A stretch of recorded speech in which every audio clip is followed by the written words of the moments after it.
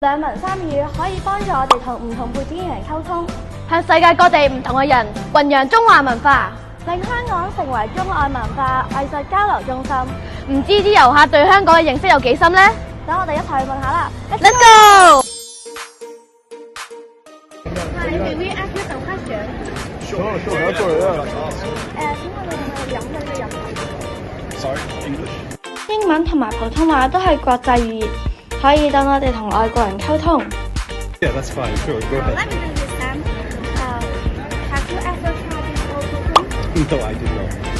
What drink is it? I will tell you the answer after you drink. I'll try. Okay. Oh, interesting. Yeah. So, how does it? That's really good.